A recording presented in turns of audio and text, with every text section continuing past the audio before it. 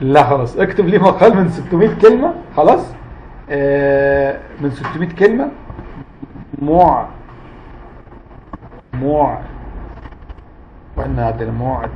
معتمدا على الكلمة المفتاحية. اسمها ايه احنا ولا ايه؟ ما هي طويلة الذيل، ما انا مش لازم اقول انها طويلة الذيل يعني. ده الكلمة المفتاحية مثلا خطوات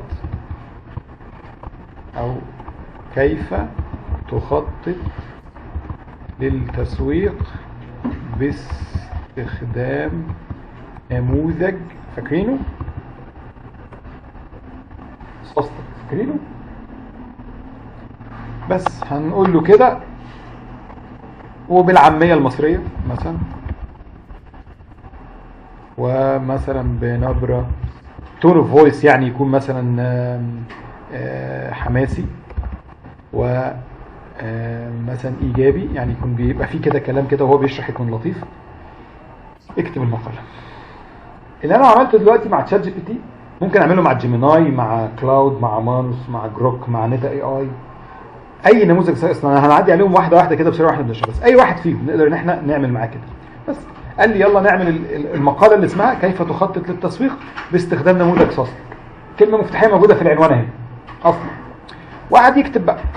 طبعا انا لازم ارجع وراه، يعني هل هو هيعمل السوستك صح ولا لا؟ فاكرين انتوا السوستك اصلا؟ اول خطوه ايه؟ سيتويشن اناليسيس. ثانيه اوبجكتيفز. انا بقى ما انا عارف بقى، ما يقعدش هو مثلا، ما هو ممكن يحط اي هو على فكره ساعات والله العظيم لما بيتزنق عامل زي ما احنا كنا بنعمل في الامتحان كده، سولوشن. الذكاء الاصطناعي الطبيعي، استراتيجيه، اللي مش عارف التكتيكات، ويقعد وشارح مقال حلو. طبعا احنا في الطبيعي انا ممكن اخد منه باي ذا واي وازود او انقص او اعيد صياغه الكلام، ما يفضلش ان انا اخده واروح ايه نشره في موقعي كده. هو اداني مقال، والله ما قصر يعني زي ما بيقول. اللي انا عملته ده اقدر اعمله بقى فين؟ يعني انا مش هقعد اشرح ده نفسه فين. في عندنا جروك، ده بتاع مين جروك ده؟ اكس. تيك توك ما عملش لسه. بارد ده بتاع مين؟ اللي هو جيميناي، ده اسمه جيميناي دلوقتي، اللي كان اسمه بارد. في بريبلكسيتي ده واحد برضو منهم اهو، افتحهم لكم كده سريعا، كلهم زي بعض. الفكره كلها برضه عشان نبقى عارفين هي جايه ازاي. عندنا في العالم في حاجه اسمها البيانات العملاقه. بياناتنا في شركات الاتصالات، بياناتنا اللي كانت في المدرسه وفي الكليه، وعند الدوله في وزاره مش عارف الداخليه عشان البطاقه، وفي البنوك اللي احنا مسجلين فيها، وفي الجيم اللي رحنا عملنا فيه اشتراك. كل البيانات بتاعتنا تقريبا اللي موجوده على الانترنت مستخدمه ان هي اتغذت بيها حاجه اسمها اللارج لانجويج مودلز، حاجه اسمها نماذج اللغه العملاقه. سيرفرات كبيره، الشركات بقى اللي زي اوبن اي بتاع تشات جي بي تي او جوجل او اي شركه دخلت البيانات دي بما كل ما تعلمته البشريه وتحط على الانترنت جوه، كأن هي جوه مخ بني ادم. احنا بنقعد نحشي كده مخ البني ادم بالمعلومات، احنا ادينا لها المعلومات دي. بس هي نماذج لغويه بتعمل ايه بقى؟ مش زي جوجل انا لما بدخل اساله بيطلع لي نتائج، بقعد افتحها وادور فيها. انا لما بدخل اسال الاي اي بيديني رد كانه بني ادم. فهو اسمه تشات بوت، روبوت دردشه. واضح؟ ده بتبسيط مخل ايه اللي بيحصل في الذكاء الاصطناعي، يعني ده موضوع اطول من كده بكتير، بس ده تقريبا ملخص اللي بيتعمل بيه. ان لما بقول له اكتب لي مقال هو ما الفش، هو شاف مقالات قبل كده، عارف يعني ايه سوستك، شاف شرح ليها من كوتلر ولا من تامر ولا من غيره، وراح واخد الكلام ده وعمل بيه المقال. وسمعنا بقى وشايفنا دلوقتي اصلا واحنا بنكتب له واحنا ماشيين بموبايلاتنا برضو، وبنقعد نفتح الابلكيشنز دي ونكلمهم ونسالهم ونصور نفسنا ونحط صورنا، هم عاملين يتعلموا مننا طول الوقت وعاملين يتطوروا بكل اسف. واحنا عاملين نتكلف ليه؟ كل ما نقعد نستخدم الاي اي كل ما مخنا، انا رايي ان هو يعني جين زي مثلا، الناس اللي هي جين زي ده لاول مره في تاريخ كوكب الارض وتاريخ الجنس البشري يبقى الجيل ده اقل ذكاء من الاجيال اللي قبلها. طول عمر البشريه كانت بتعمل ايه؟ كل الناس تيجي اذكى من اللي قبلها، بيتعلموا منهم وياخدوا خبراتهم ويبنوا عليهم.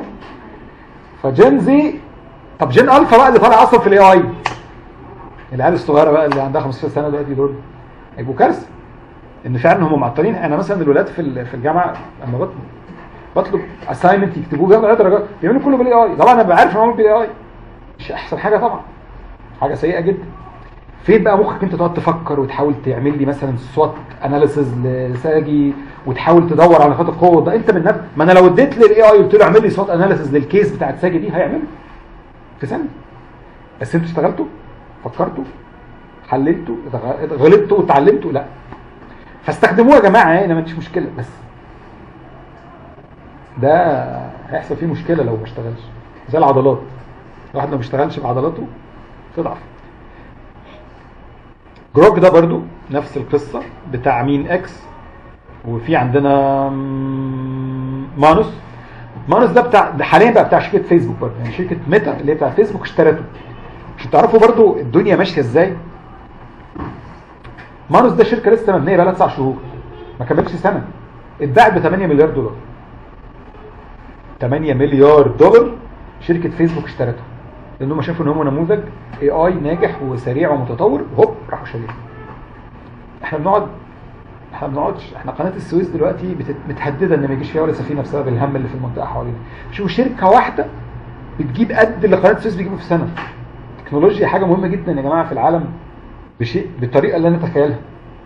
شركات التكنولوجي دي شركه فيها مثلا شغال 100 واحد، خلي شغال فيها 10000 واحد، بيجيبوا قد قناه السويس بتاعتنا دي كلها طول السنه.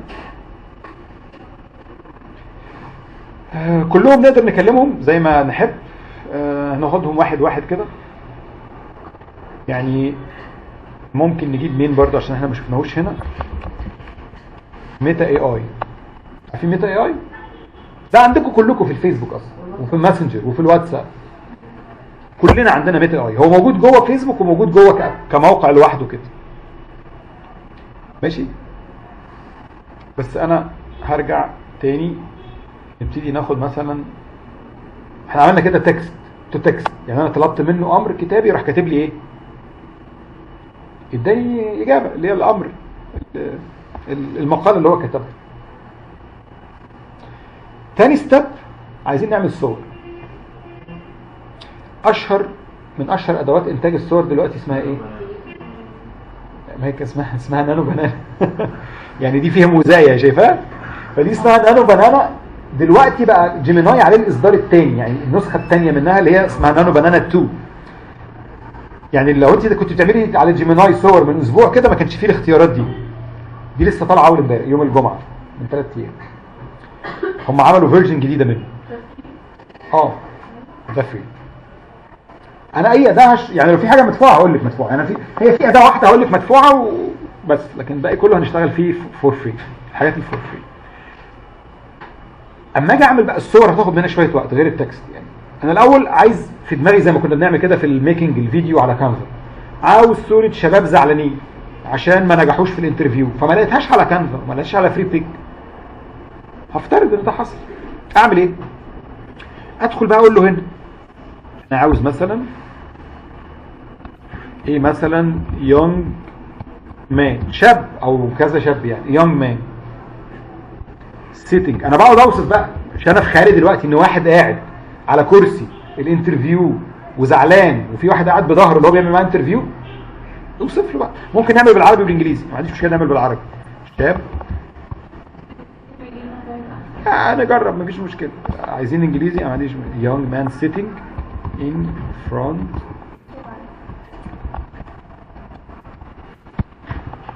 خدت منك اللواء in front of.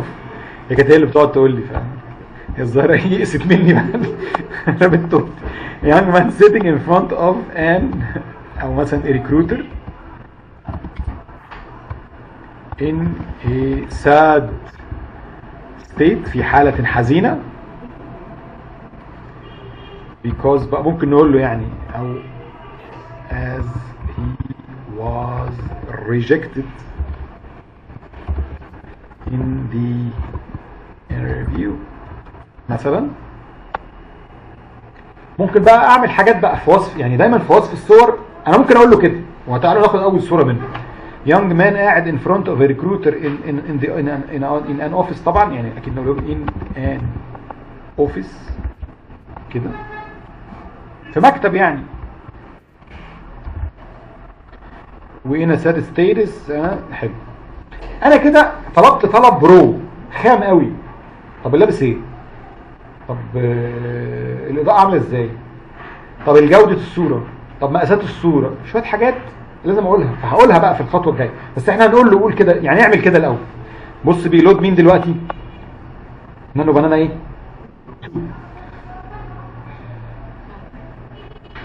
يا عيني يا نهار اسود يعني ساد كسر عينه مسكته هو بيمشي بيسرق. هنا لو احنا بصينا هم دايما عندهم حته كده لازم يعملوا دايفيرس. انا ما قلتلوش انها ست بس هو عملها ست. هم يحبوا تلاقي الولد ده جنسه ايه؟ هم يحبوا كده ايه؟ يجيبوا واحد اصفر مع واحد اسمر مع واحد اشقر مع عارفين؟ هم يعزوا كده اللي هو التنوع ده، هم بيحبوه كده.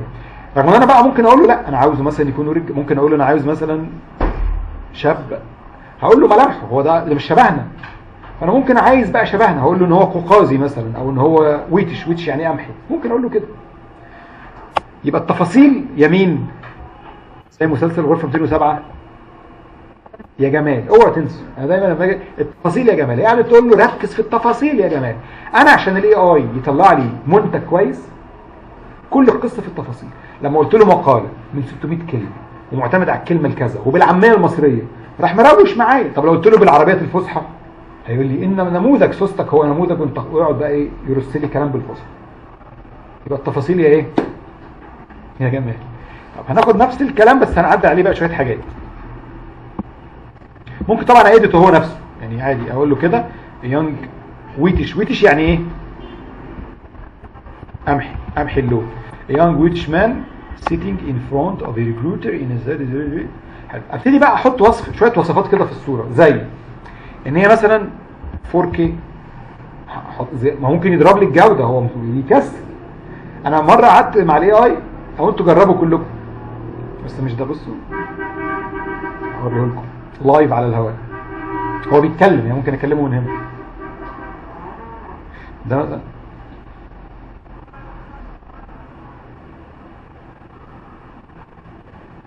هو بيحمل. عدلي من 1 لمليون.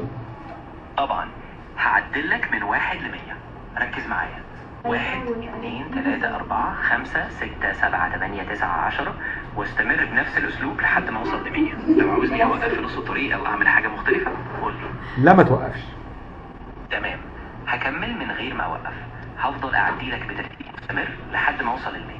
11 12 13 14 15 وهكذا لحد ما نكمل كل الارقام. لو عاوز حاجه ثانيه بعد كده لا شكرا روح نام. استعبط هو هنقول ايه صرف لنا شويه دولار. هو بيكسر وطبعا دي نسخه مجانيه فبرضه بيكسر اكتر يعني اللي هو ايه عايز ادخل انام. احنا نقول له ان الصوره 4K ونقول له بس ان هي جودتها اللي هي زي جوده الكاميرات الديجيتال 4K. عاوز الزاويه بتاعت قولي. بقول لهم ان هم في دوله خليجيه.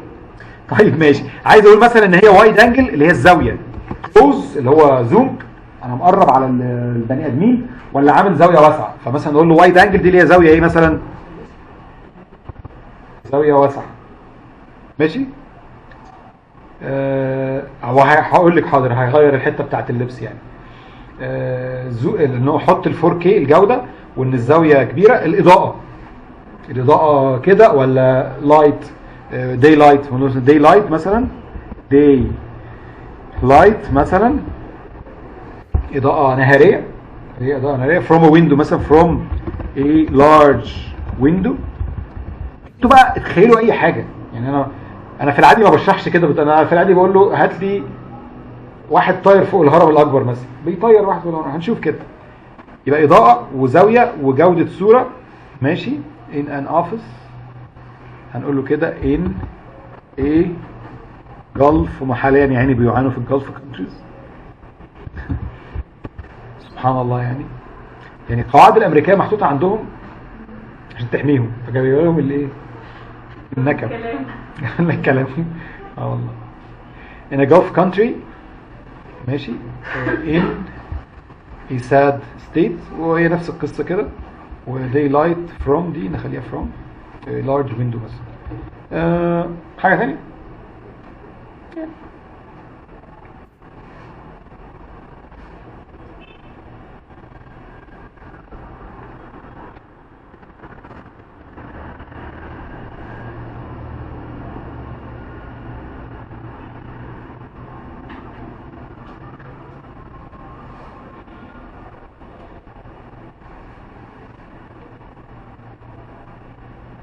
تحس ان هو بيطبخ حاجة بيطبخ حاجة وقت اطول يعني. مرفوض. وجاب لك الريكروتر خليجي اهو، ابو نواف. عادي ماشي عادي. قحطاني اكيد او مثلا الشمري مش قاري طبعا، نظري مش جايز، مش معانا نظري. هو بيلخبط في العربي. بس هو كاتب اسمه بالانجليزي عموما، كاتب اسمه على الساين بالانجليزي. نقدر نعمل صور زي ما نحب.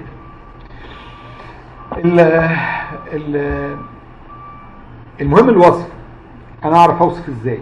طب انا بقى مثلا هسبوز طب اعمل حاجة بخلي شات جي بي تي هو اللي يكتب لي البرومبت. اكتب ايه الجملات بالظبط او ايوه البنانة بالظبط. انا هعمل كده دلوقتي. انا مش هقول له انا هعمل ايه بقى. ممكن اعمل اللي انت بتقوليه، بس انا في دماغي مش في دماغي، لا ده انا عايز اجيب مثلا من فري بيك. يعني هفترض كده ان انا جبت من فري بيك في صورة اصلا عجباني شكلها. يعني افتح كده في الستوك بتاع الناس دول، هقول له بقى اكستراكت، يعني عارفين استخلاص، استخلص لي البرومبت بتاع الصورة. يعني مثلا هفترض ان دول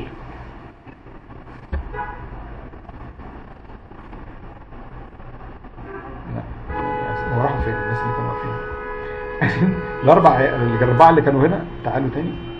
انا عايزهم تحديدا يعني عشان هنعمل بيهم حاجه. هناخد الصوره كده، هناخد الصوره يعني انا هاخدها كوبي مش هنزلها، بس هاخدها من هنا كده. دول 4 شباب شكلنا برضو. هروح رايح لمثلا جيميناي عادي، اروح مديله الصوره.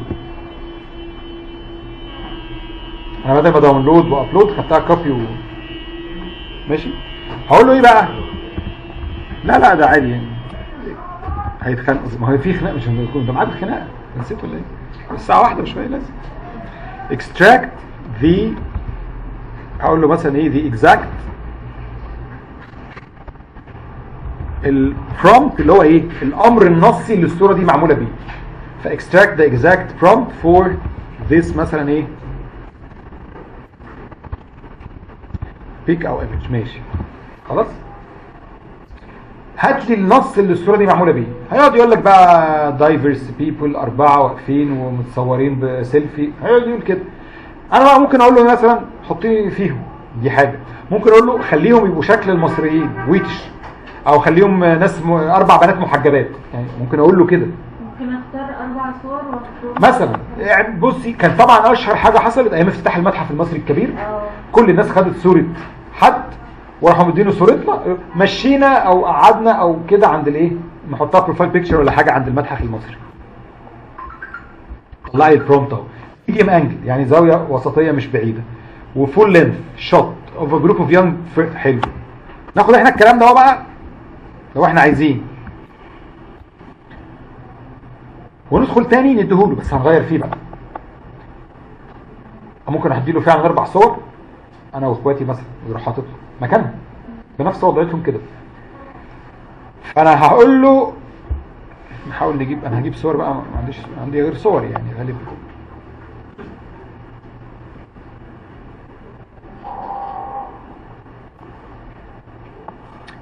بصوا هعمل حركه لطيفه. هو ده انا غالبا، مش غالبا، هو ده انا يعني. خلاص انا وانا بس في مراحل مختلفه من العمر.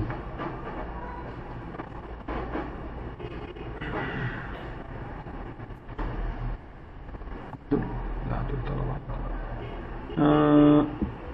بصوا هناخد واحده كده.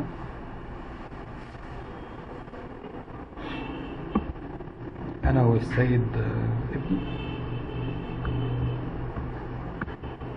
مش دول كده 4؟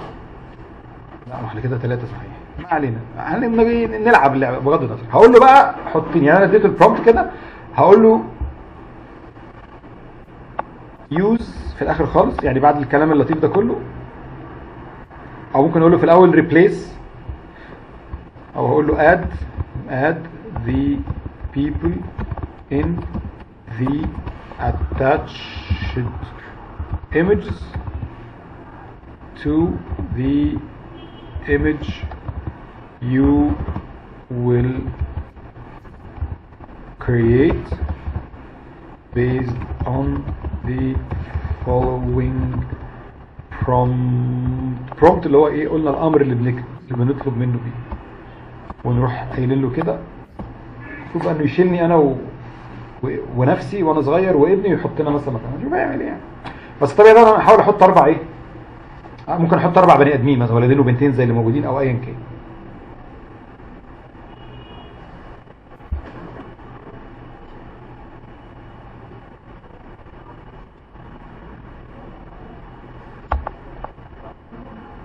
ليه يا حبيبي؟ ليه يا بابا؟ ما قدرتش ليه؟ سيبكم منه كلب مش بسمع الكلام. نروح لبروك ونديله الامر ونأتاتش. خلاص بقى هنأتاتش واحده وخلاص، بس تو كات تايم. ناخد ده وده انا وهو.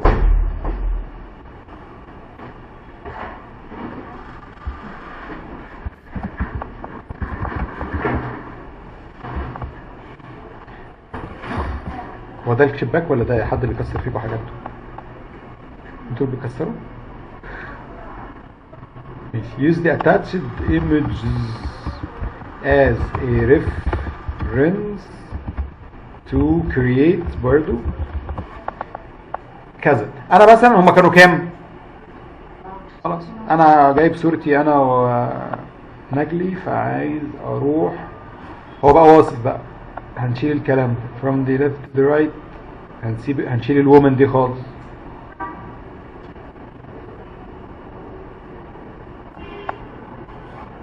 وهنقول اول حاجة from the left to the right the man مثلا،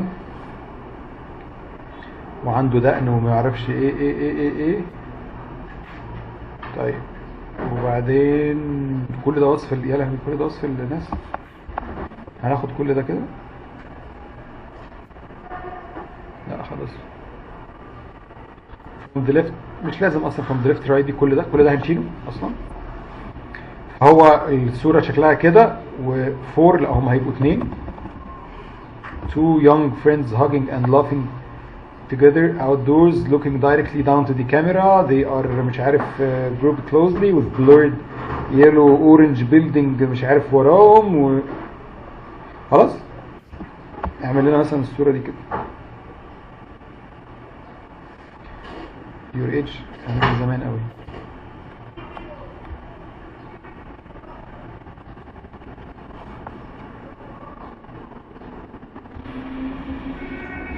لا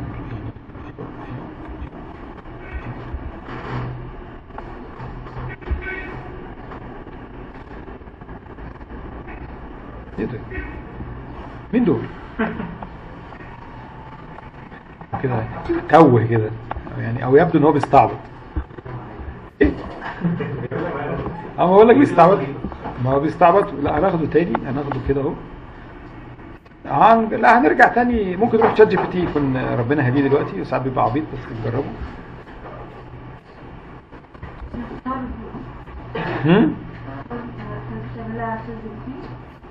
صور ممكن شات جي بي تي بيعمل صور عادي.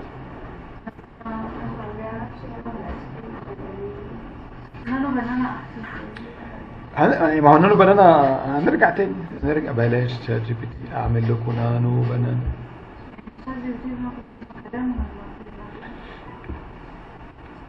ماشي حاضر.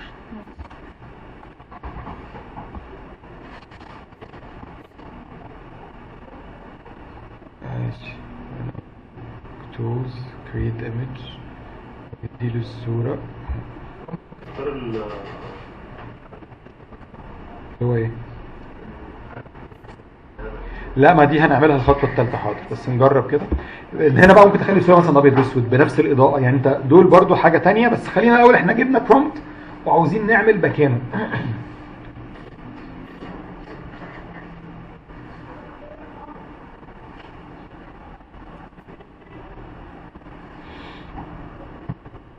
الحاجه الثانيه برضو ان انا ممكن زي ما بقول لكم كده ان انا اخليهم مثلا ايه، ان الصوره فيها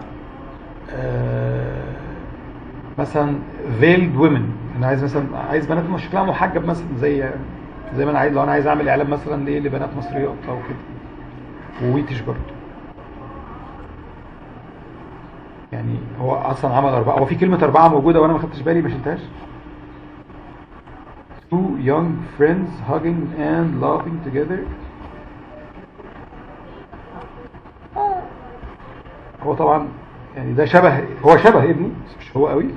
هنا برضو بيحصل عندنا حاجه لازم نقولها، المفروض ان ده انا يعني، بس ما اعرفش هو جاب الراجل والست دول، لازم الحته الايه نتفليكس دي تدخل عندهم. ممكن اقول له keep the exact details، لازم تحافظ على ملامح بالظبط. هو يعني هو جايب الشبه سنه، يعني انتوا دققتوا هو شبه ابني بس مش وده شبهي بس مش بالظبط. فبرضو من البرومبتس اللي انا لازم اقول له keep the exact details. تعالوا انا عايز اعمل حاجه ثانيه، ان انا هقول له كده، هاخد صورتي برضو كده. بالمناسبه من اسهل الطرق بقى ان احنا نشيل الباك جراوند، ان احنا نعمل ايه اللي كنا بنتكلم عليها من شويه، نديله كده ريموف باك جراوند على اي صوره عندنا. اسهل بقى ما نروح للبيكس ارت ومش بيكس ارت والحاجات دي، الاي اي بيشيل الباك جراوند.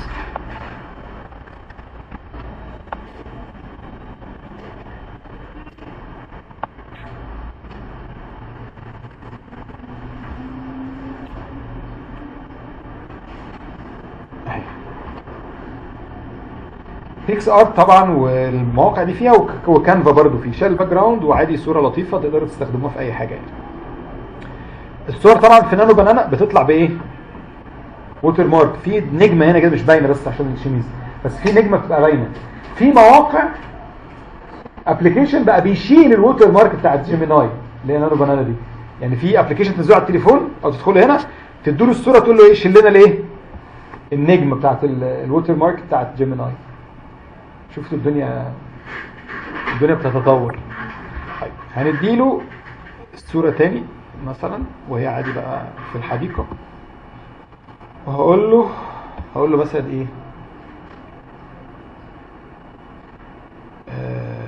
create an image of the man in create an image of a man flying. بصوا انا بحب احط افتكس حاجات flying، واحد بيطير يعني over the مثلا طاير عند الهرم ماشي. ممكن نخليه يصور مع ميسي، ممكن حاجات كتير ومع ترامب.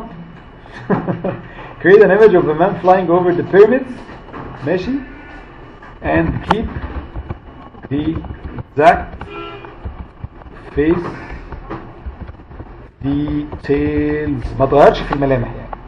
لازم نديله الامر بتاع الاكزاكت فيس ديتيلز ده او الملامح او كده.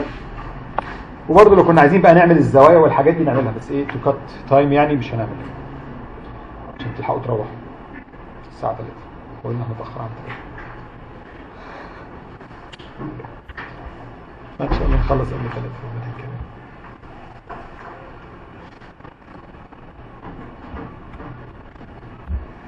طرت ولا ما طرتش؟ احلموا بقى احلموا واتمنوا. ماشي صباح عليه. طيب من اهم المميزات في لو احنا رحنا احنا كده عملنا ايمج وعملنا اكستراكشن، ممكن طبعا اديله كذا حد بقى اقول له حطهم في صوره قاعدين في مكان او كده. ممكن نعمل ايه كمان؟ مثلا في برومبتس لطيفه كده يعني بنقعد الناس بتقعد تبتكر، يقعدوا يبتكروا برومبتس مثلا. يعني كان في برومبت اللي هو مثلا تعالوا نعمله برضه، خلينا في جيميناي. هقول له هو غالبا عندي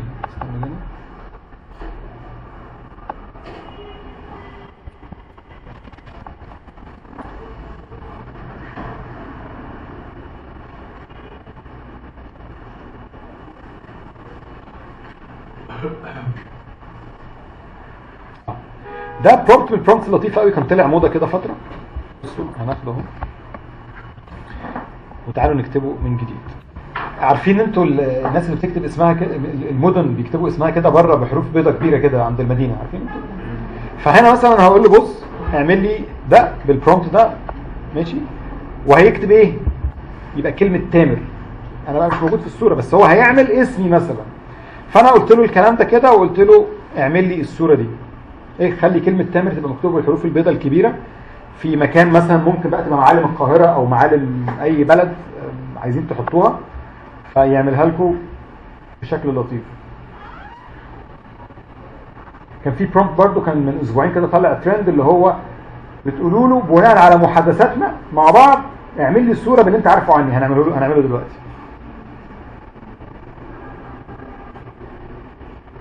هو عمله.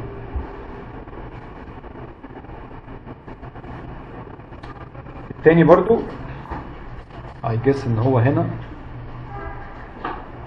مش لازم اقول له كده، ممكن بقى بالعربي على فكره. باللي انت تعرفه عني اعمل لي صوره فيها الشغلانات اللي بعملها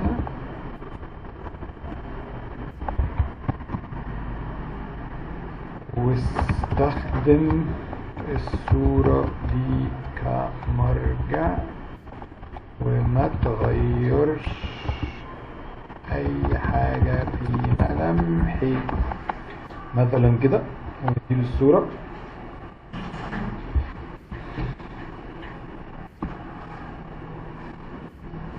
ده كان ترند برضو، وكان في من يومين طالع برضو الواحد يعمل شكله كرتون، شكل الكرتون اللي هو المجلات بتاعت زمان. كل شويه ناس بتقعد تبتكر على فكره، في جروبس بقت على الفيسبوك ناس بتقعد تبتكر برومبتس، يقعدوا يفكروا في اي حاجه ويركبوا يعملوا اي حاجه وتطلع ترند بقى والناس تاخدها منهم يعني. يبقى انا ممكن اكريت صوره واخد البرومبت من صوره واغير الناس اللي فيها، وممكن ان انا احط صورتي انا اقول له اعمل لي بيها حاجه يعني كده زي ما خليناه يطيرنا كده، او هنحرك الصوره بقى يعني في ميتا اي اي بيحرك، اديله يعمل لي صوره واقول له حركها. هنعملها دي وبعد كده ننتقل للفيديو اخر حاجه.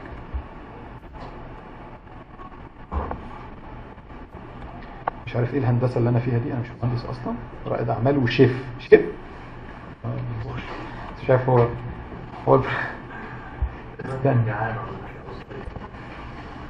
جوبز. لا هو العربي بيدغدغ له دماغه برضه.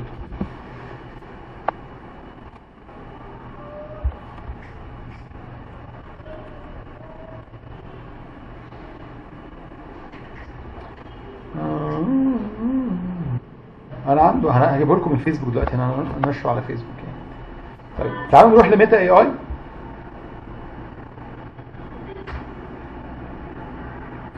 ميتا الاول وبعدين جروك. ميتا اي اي. ميتا اي انا هخليه مثلا يعمل صوره برضه، ممكن اتاتش صوره ليه، ماشي. لوجن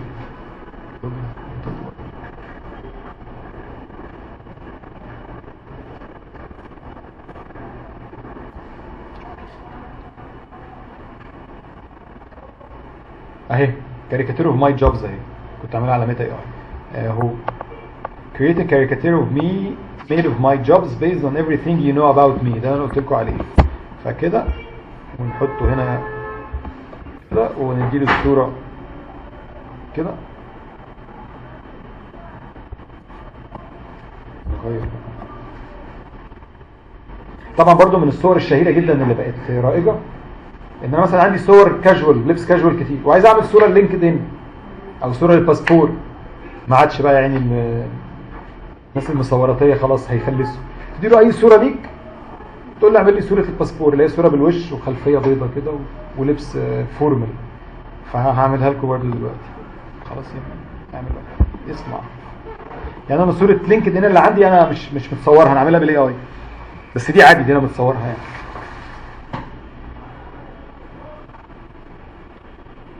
اصلا انت مش عارفني. طب انت توهت كده خلاص، سيبك اوعى انت. تعالوا نقول له نفس البرومبت اللي عملناه هنا الاخراني اللي هو كان انا طاير وانا طاير.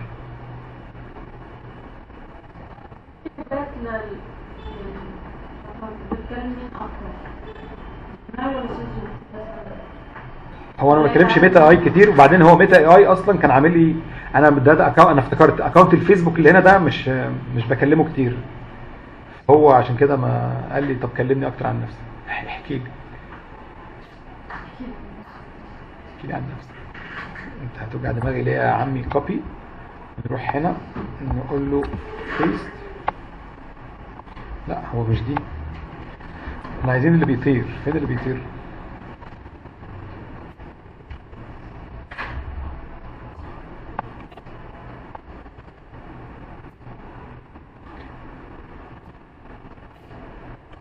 فين بقى الجروب؟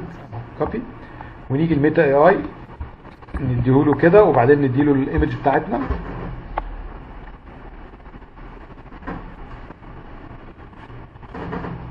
طيرني بالبدله. طبعا برضو من الحاجات اللي بنحب نكتبها في البرومبت دايما ان الصوره تكون هايبر شرطه رياليستيك مثلا، يعني فائقه الواقعيه. وبعدين قلنا تبقى كام كي؟ 4K مثلا.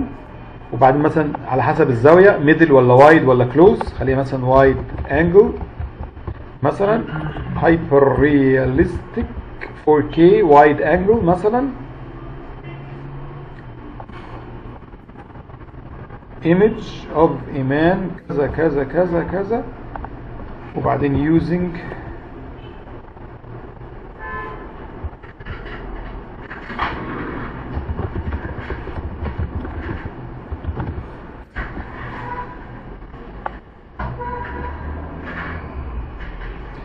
هايبر رياليستيك او الترا رياليستيك. دي تنفع ودي تنفع برضه.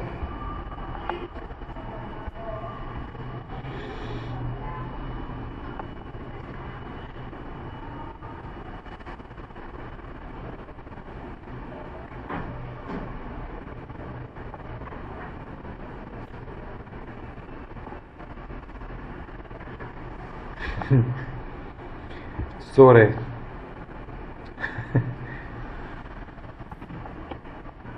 هو حافظ على الملامح بس بوظ الشاسيه، بوظ الجسم اصلا. ممكن بقول له انيميت، بس ده هيحرك. احنا عملنا سوق يعني، بديك كل ميزه كل واحد. احسن واحد بيعمل نانو بنانا طبعا صور.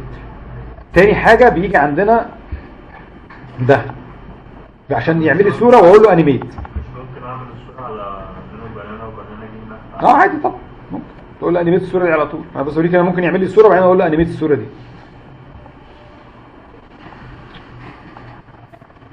انيميت.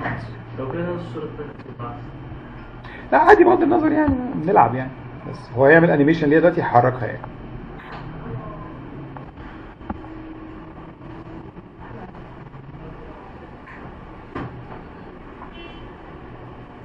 عملت صور؟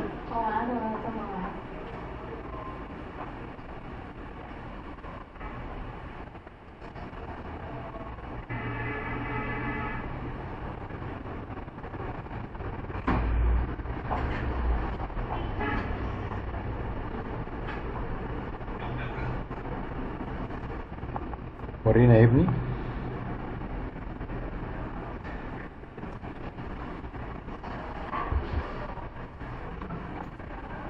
طار ولا ما طارش؟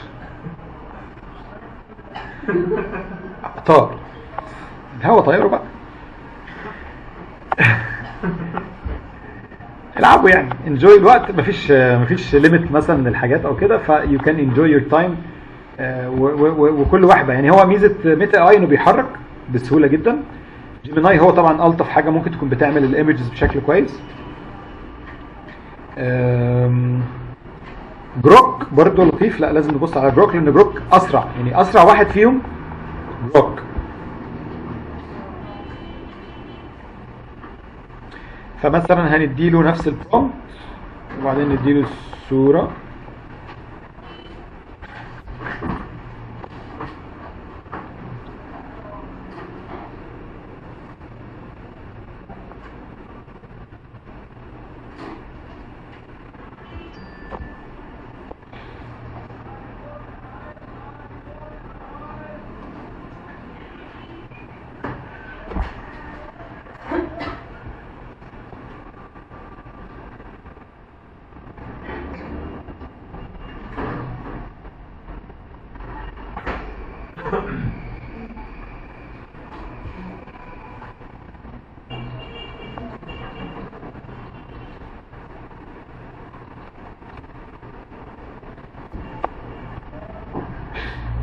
وتقريبا ده عنده سنة عبط، ما علينا.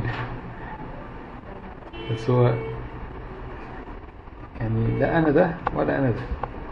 في لما ندخل على جروك كده ممكن نفتح ايماجن دي لطيفة جدا. يعني مثلا الكلام اللي انا قلته له ده كده ماشي،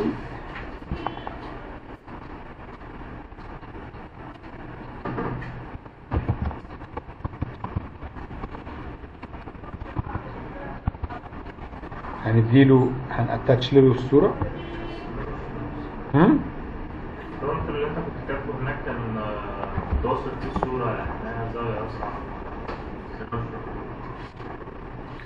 يعني يعمل اي حاجة، هذا الكائنات الفضائية اللي هو عاملها دي.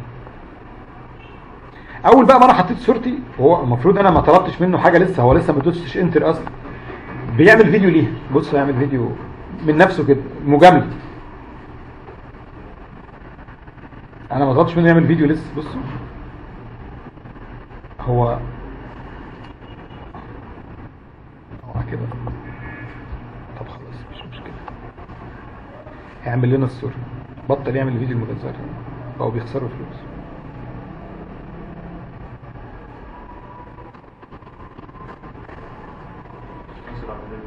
اسرع دليفري في مصر. هو خلص وبعدين ابتدى تاني، ما قلتوش، بدأ لوحده، ما جاناش جنبه. هو اسرع، جروك اسرع شويه كمان من جيميناي، رغم ان جيميناي 2 اسرع. خلاص بقى في كده ممكن ان احنا ناخدها، بس طبعا الاهرامات مش منطقيين لان هم مش عددهم كده، مش عددهم كده، بس هو لازم يلوش في حاجه، فانتوا لازم التفاصيل يا جمال. هو انت ما تقولوش تفاصيل، هو ايه يقعد يهبل بقى. حولها لنا الى فيديو.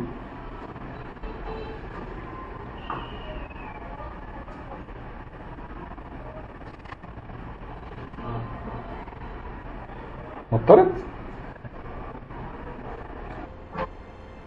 زيت وضله، انا بعوم كده انا بعوم كده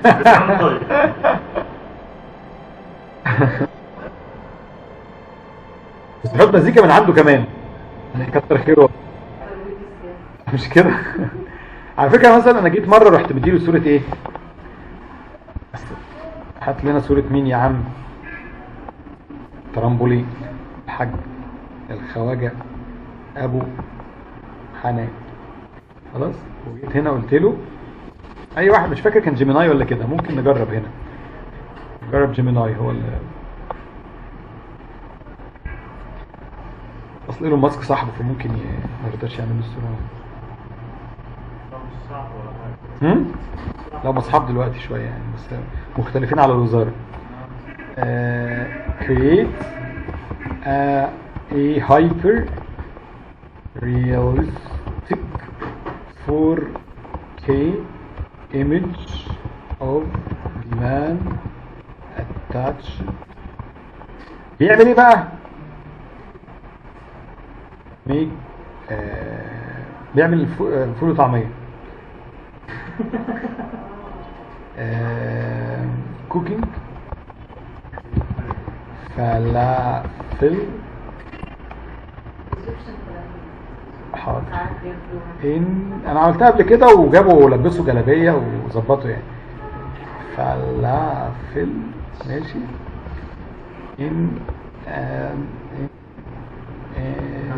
in the street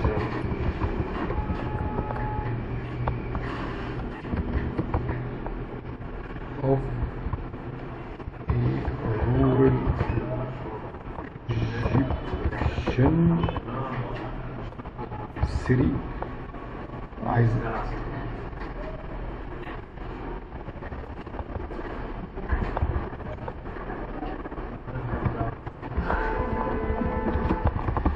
ماشي.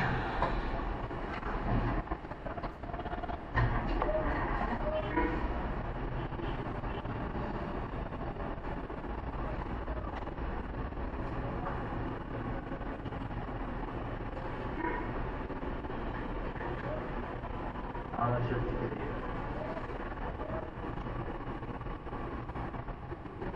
شفت كريم. الخواجه ابو حنان، والزباين واقفه مستنيه، وفي انا ما قلتلوش حاجه اصلا، هو عمل حاجات من نفسه، طماطم متقطعه وعيش، العربيه الكارو اللي ورا توك توك، وفي توك توك وفي كر وفي الحلاق، بس سيبكم من الكلام المكتوب، ومنطقه شعبيه. ما هو الراجل برضه هيقلع اكيد ويرجع يعني، ما مش معقول مش هيكمل معانا اليوم. انا على فكره كنت مخليه يلبس مره قبل كده جلابيه بلدي وبتاع وكده يعني. فيعني انجوي يعني، انجوي العبوا لما تروحوا كده، اقعدوا العبوا. دي كده اي ثينك دي كده كل حاجه ممكن نعملها في الصور. نروح للفيديو بقى، الفيديو ميكنج. فيديو ميكنج عندنا تول طبعا جروك، احنا هنبتدي بجروك عشان، او ممكن ميتا اي اي يعني، بس ناخد جروك الاول. اما اجي هنا في جروك، اما اجي اطلب منه انا عايزك تعمل لي ايه؟ فيديو. يعني انا من الاساس عايزه يعمل فيديو، هقول له مثلا مش لازم بقى احط بني ادم، هقول له مثلا ايه هايبر برضه رياليستيك 4K مثلا. يس بعدها يعني هو يتوقع ان الانسان هيبقى ازاي بعد كام سنه من استخدام الذكاء الاصطناعي. حاضر هيشتمني غالبا. A hyper realistic 4K video of مثلا a group of boys مثلا playing on the ground of a living room and a TV is displaying مثلا the news. أطفال قاعدين بيلعبوا على الأرض بالتويز بتاعتهم playing on the ground playing with their toys، بيلعبوا بلعبهم همت على الأرض والتلفزيون وهايبر رياليستيك 4K. اعمل لنا الفيديو ده.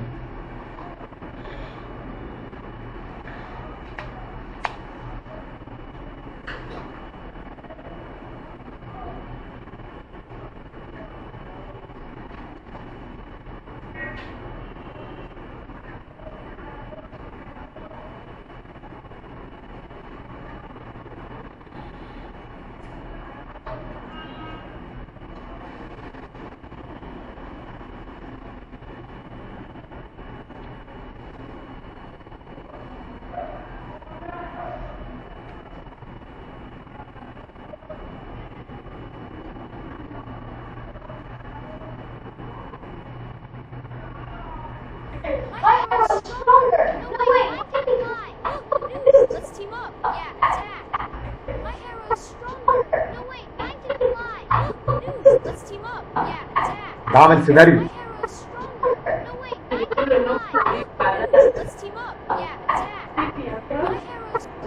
واحد بيعمل كده على الارض.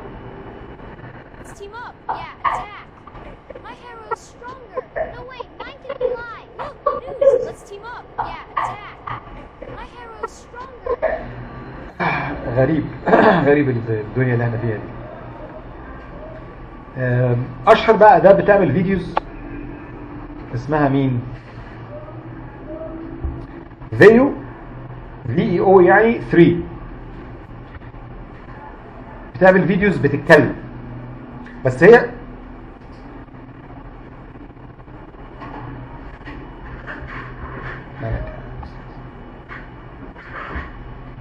مالك يا حاج؟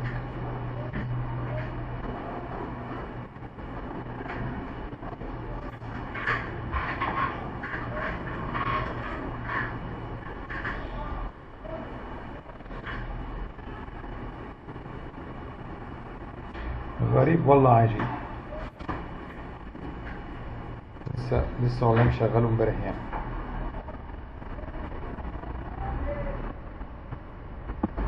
اشتغل.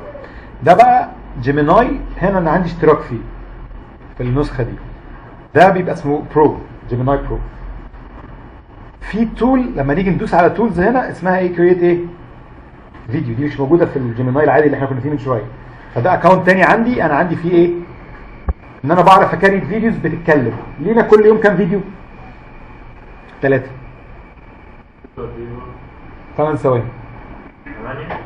8. فهدخل اقول له انا ممكن اديله صوره ليا،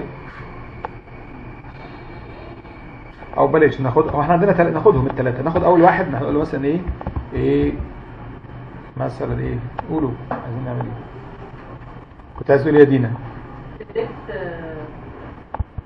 ماشي. او imagine how وايه شكلنا هيبقى عامل ازاي؟ how will humans look مع ايه؟ والبهيف بقى يعني how behave how will humans behave